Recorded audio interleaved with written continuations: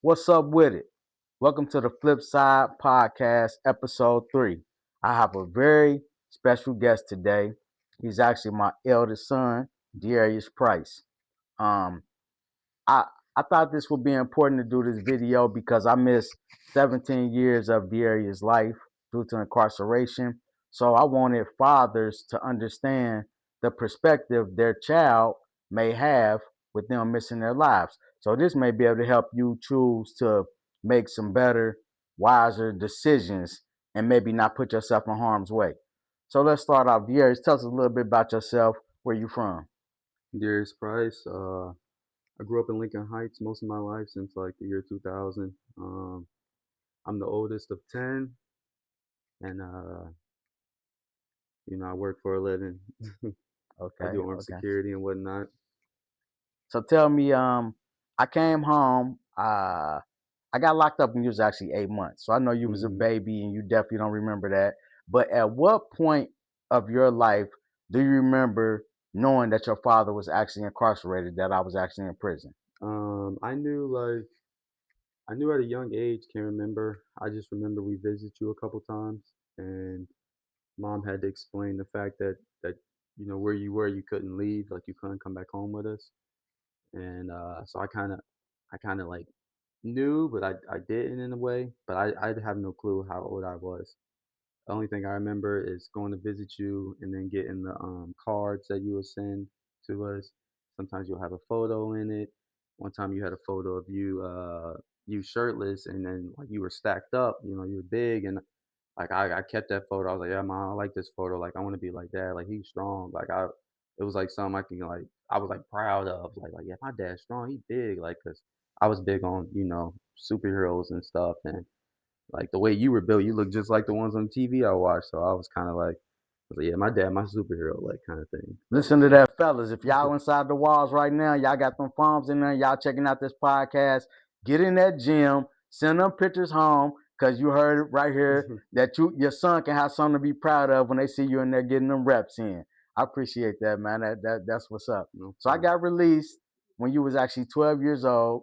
I came home in 2006. hmm What's your first memories of me coming home? What do you remember? I was on the playground playing with my friends. I think we were in recess, and I kind of knew you were coming. I think mom mentioned it, like she said you got out today or something like that, and y'all be coming to get me.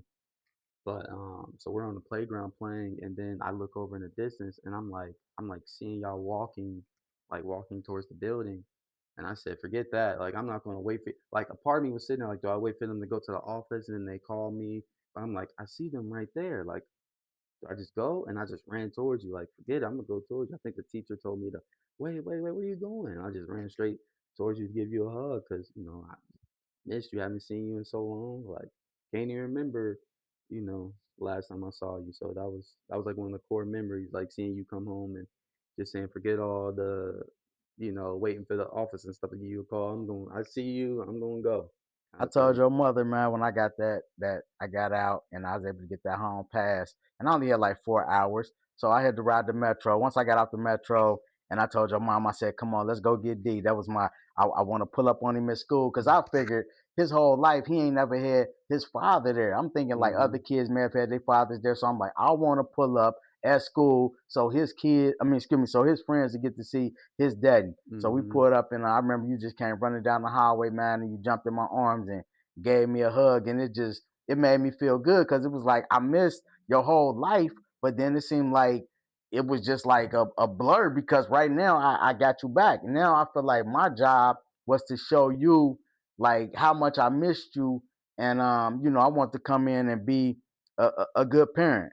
Your mother, she did an excellent job because I just had to come home and follow suit. And I remember you was like, yes, sir, no, sir. I'm like, nah, man, you ain't got to say that to me. I ain't that old. It made me feel old. And she Mm-hmm. like, he do have to say that to you. That's the way I raised him. So I quickly got on board with the way she was raising you. And I said, I don't want to like go astray with it. She didn't want me letting y'all listen to the radio station because the stuff that, would talk about. So I follow suit of your mother. So listen, women, if the baby of your children may be in prison, you still can do your part in raising your kids. My son is a prime example. His mother did an excellent job with him, and I just had to come home and follow what she already put down. Tell me a little bit about your grandfather, because I feel like he played an important role in your life. Mom would let us go over my grandpa's house like every weekend, me and Sam. So we'll just stay there for the whole weekend. We really just like he'll cook for us. He'll let us watch TV. We'll play in his backyard. He he was a positive role model. We knew he was in the military and stuff, so he was a stern granddad. Like you better not go in his room and move anything because he said he would always know if something's moved just an inch. And we're like, what? Like if I just do this, it's he'll know. Right. So like he'll do stuff like that. But one thing he did like it to like show us hard work pays off. We'll do different chores and stuff around the house. Like we might do something in his backyard that will help clean up, or like he has this big old little massage thing that like is like zzzz when you turn it on. Like he's older, so he said if we like when he lay down, we like do it on his back for a little bit. He'll take us to the movies. So we'll be sitting there, and the clock was right there by the TV. We'll have the TV on. We'll just go ahead and be like, "All right, granddad, you good? Like you good?" He's like, "Yeah, all right, we can go to the movies." And I'm like, "All right." So it taught us like hard work. When you do some hard work, you get rewarded for your hard work. You get to go do something you want to do. And he used to always take us to the movies, and that's kind of like him and my mom are kind of the reason why I'm so in love with movies. I go every weekend. Yeah, It's you my love the movies. You definitely do. So I like I said, I got out in '06. So in '08, I ended up going back. You was a little older then, so what do you remember about me going back? Was it like a feeling of like did I let you down, or what was it like when you knew like your dad, after being gone for majority of well your entire life, come home for 2 years and then go back? Like, and this an honest conversation. We have never had a conversation like this before, but my intentions is to I want you to be as honest as you can, because I want fathers to understand the predicament or the mindset that their child could be in when they're going back and forth in and out their life. um. So I think I was in football practice or some type of practice when you went back, and like when and I didn't know this until you ain't show up to come pick me up, and you never not picked me up from practice before. So I was like confused. Called mom like, what's going on? Like dad ain't here to pick me up. She said she'll call me back, and then next thing you know, she just calls me and says she's coming to pick me up, and I'm like, man, I wonder what's wrong with dad. So then we get in the car. Like she told me what happened. She told me you got arrested, and I just know I know I broke down and I was upset, like, because you even though you were back in my life for such a short time, it kind of just like you got me doing so many things that I wasn't doing growing up, like, that was good for my life, like putting me into sports and just teaching me little things about being a man and seeing how when you came home you instantly treated all my brothers and sisters like they were yours too. That was probably one of my favorite qualities about you. So when I knew you were going back, I knew like things were going to like change. And when I found out like how long you were going to be gone, I just knew like I just knew there was going to be there was going to be a missing part in you, that a certain influence you had that wasn't going to be there anymore. And like that was like it really broke me down for a little bit. I and like I used to always tell myself I did what I did because I was trying to make enough money to care for you. Don't get me wrong, hustling, you're gonna always have some of the perks yourself. But my goal was to show my kids how we can go on family vacations and things like that. But I never wanted y'all to know the way I was, obtaining my money. I wanted to Hmm. keep that a secret from you guys. But I said, dang, if I'm when I'm getting locked up, they gotta soon as they get older, they gonna kind of figure out like, man, dad ain't really leaving out here every day, hitting no time clock. So how do Right. we get all this stuff? Remember I tell y'all like, I own real estate. So I was definitely trying to deceive y'all. How did you feel with me missing your high school graduation? Cause I got the pictures of it and I was Right. like, that was like a sad time for me. The fact that I wasn't able to see you like graduate. Uh, I mean,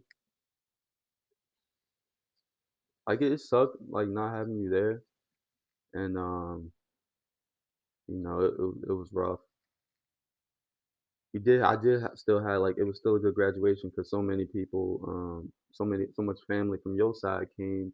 You know, my uncles and stuff came, and they kind of felt like helped fill the void of you not being there. Like it was rough not having you there, but I still had a lot of family show up. So like still having a good support system, that's like one of the keys. Like it's like you said, it takes a village to raise a kid at the end of the day. So like it did hurt, but like I never at any point when you locked up I've ever felt like resentment. Like I don't know if that's just how I am as a person or what, but it was never like why'd you do this? Like this is not like I think at that point I was old enough to know why you were doing it and knew that, it's not cheap taking care of like me and like all my siblings and like even though you went about it the way you shouldn't have, it's like I understand why you did it. It wasn't like you was doing it and then we ain't have nothing or we ain't do anything. Like you did go on trips, I had all the stuff I needed for football, visors, cleats and stuff. Like you were all at all my wrestling tournaments and whatnot. So it was hard for me. Like yes, you missed high school graduation, but like you were there at so many steps like there and you showed up so many times, like I just knew like I had to just keep my head down and wait for you to, come back. We got my son, Darius Price, on the FlipSide Podcast, and we having a conversation about what it was like for him to, for me to miss out on certain things that he accomplished in his life while I was gone. So you, I think, due to your grandfather, he's an ex-marine. Is that what made you want to get into like ROTC and think about the military and ultimately what you um what you went to college for?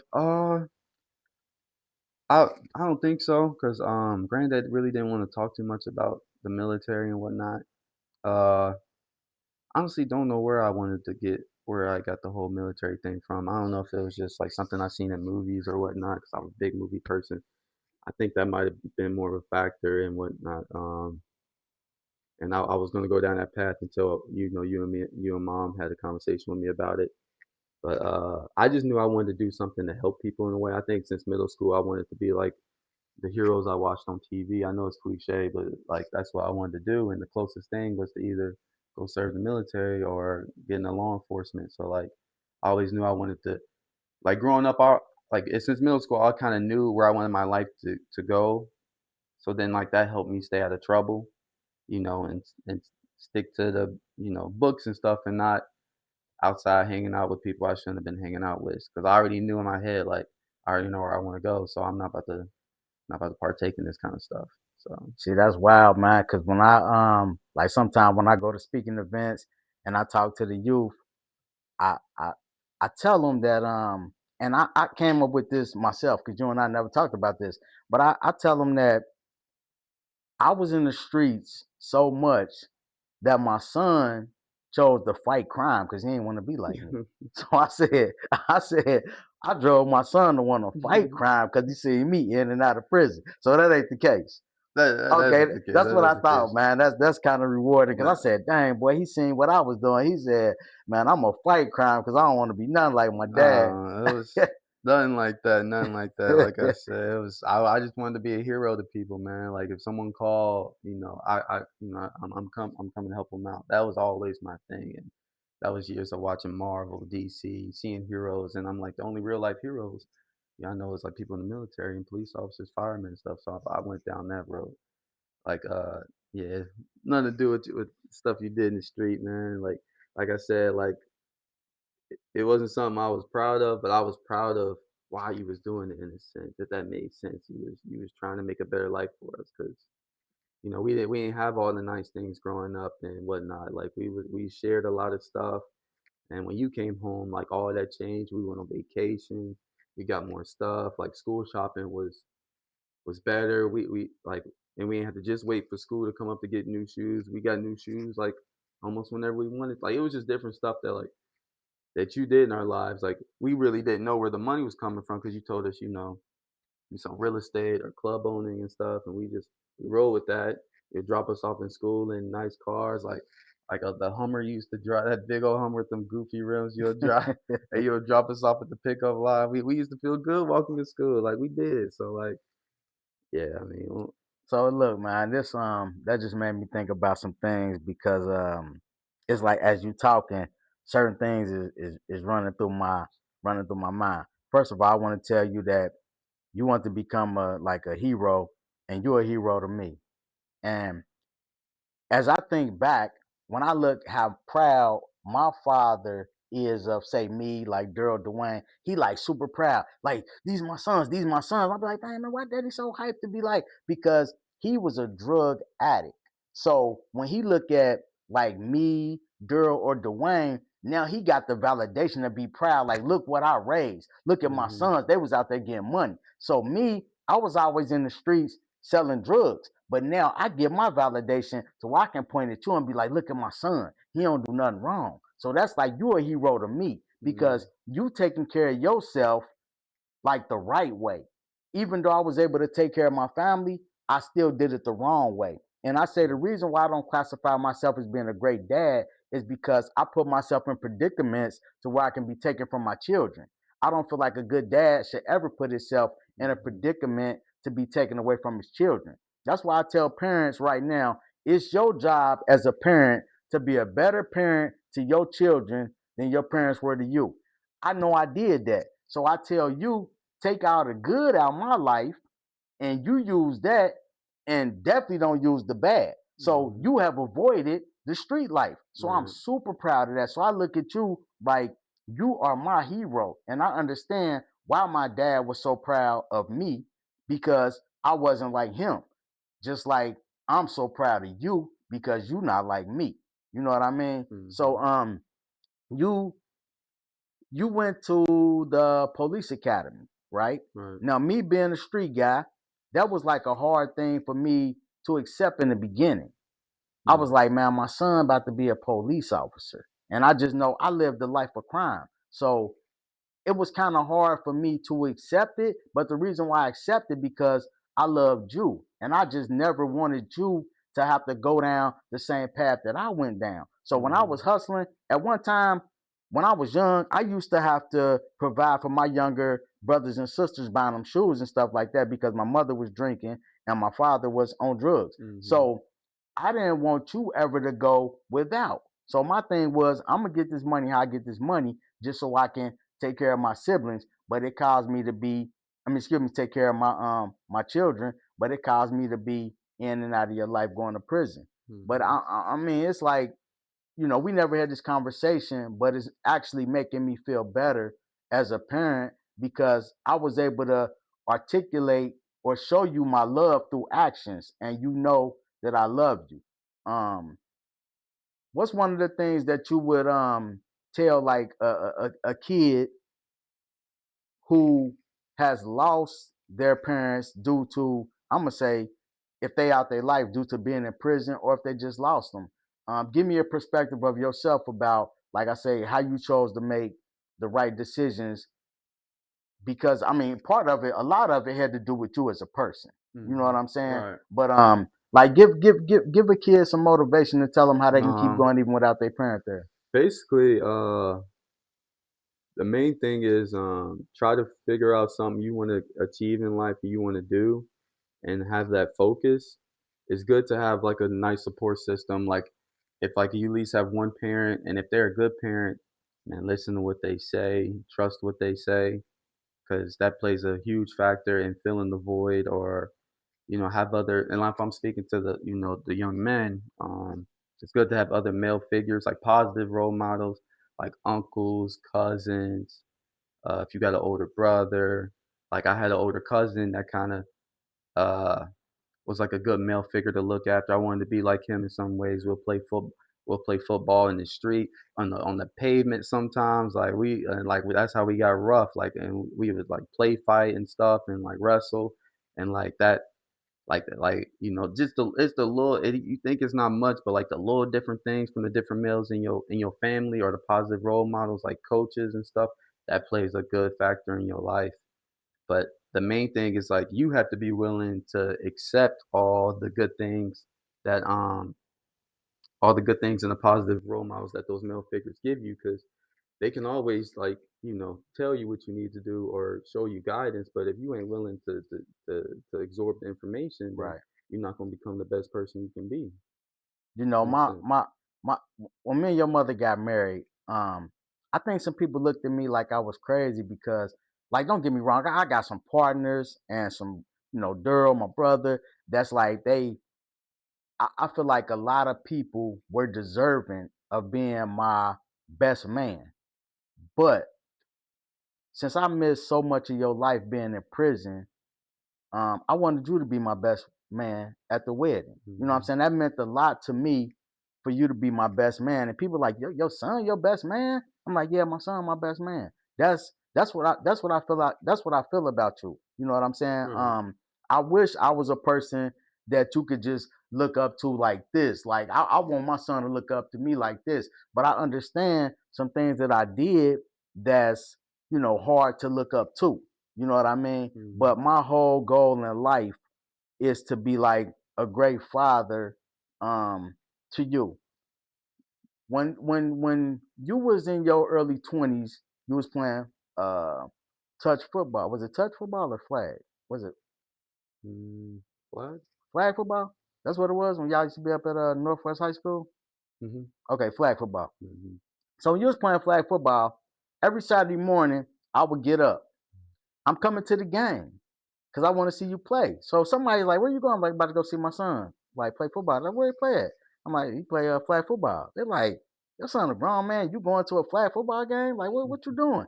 I said, man, I feel the same way that Deion Sanders feel, or a parent watching their son playing the NFL or collegiate football. It's about my son out here competing. That's what I'm going to see. He don't got to be in a stadium with 60,000 people watching him and it's on TV. I like to see my son compete. When he make a good play, I'm like, yeah, I taught him how to do that. It's a flashback to me. So, like, did you feel? Because I was the only parent that was at these games. Like, did that ever make you uncomfortable, Not. or like, how did you feel about me coming to your games? Like, you know what I'm saying? uh, I loved it because, like, that was one of your that was something I really loved about you, because first of all, you got me introduced to those. Even though, like, I would play, like, just in the backyard football a lot.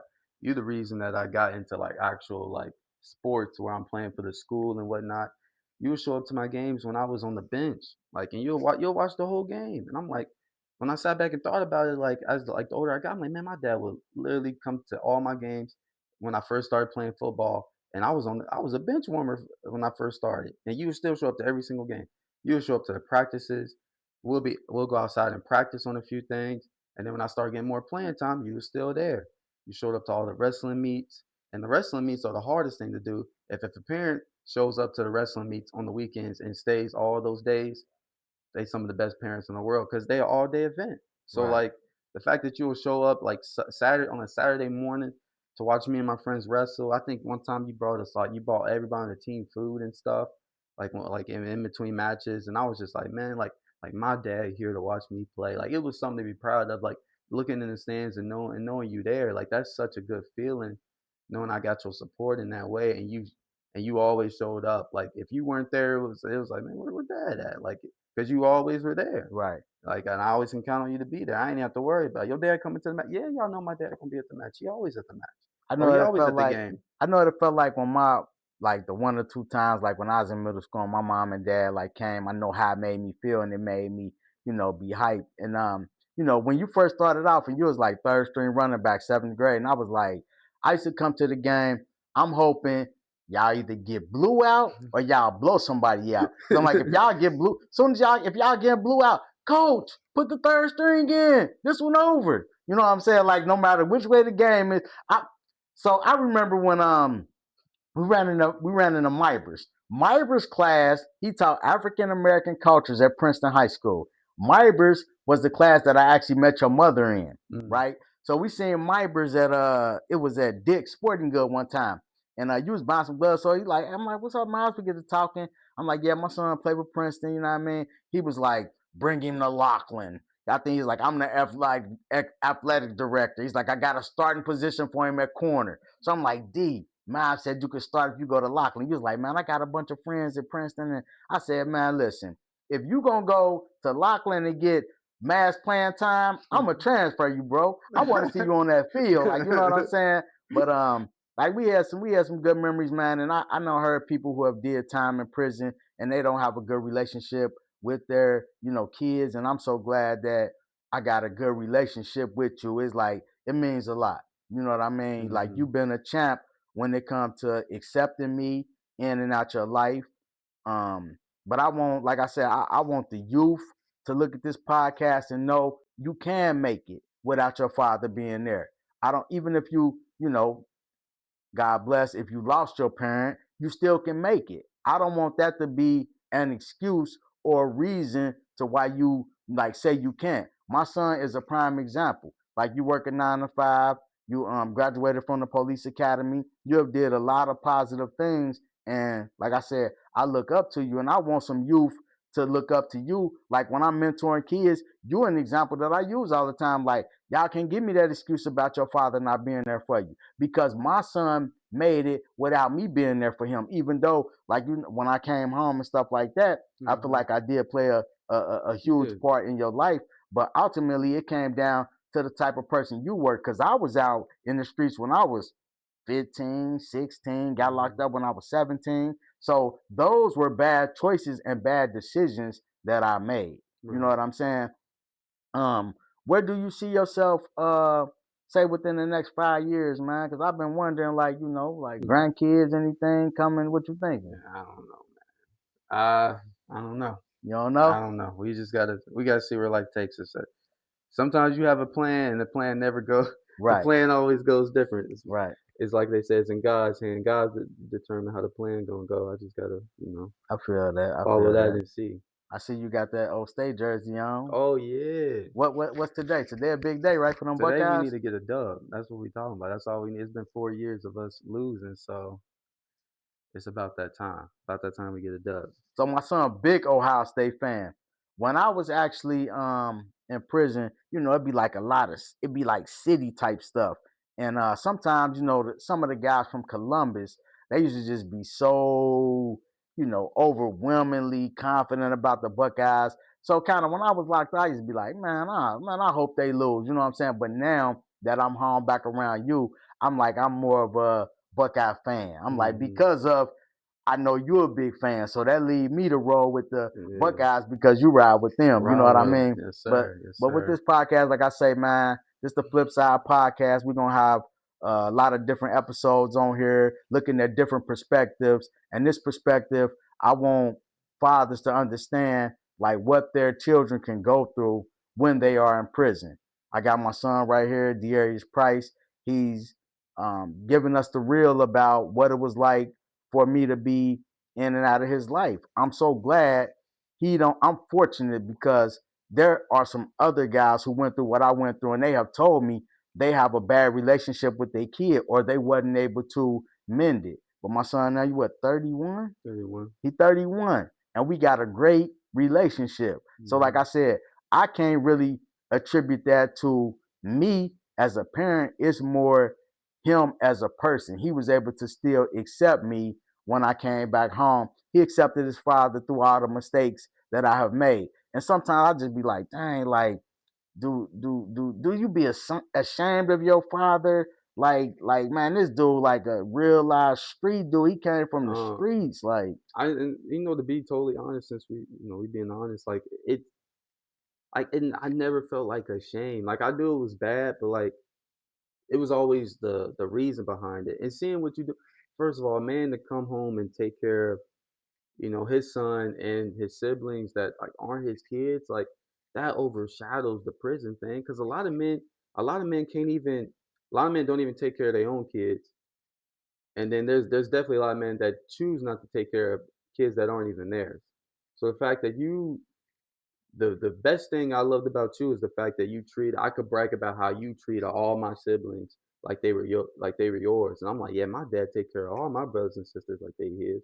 Like, and like that takes a good man. And I don't care what anybody say, like, yeah, you've been in and out of prison, but like nobody can tell me you were a bad dad to me.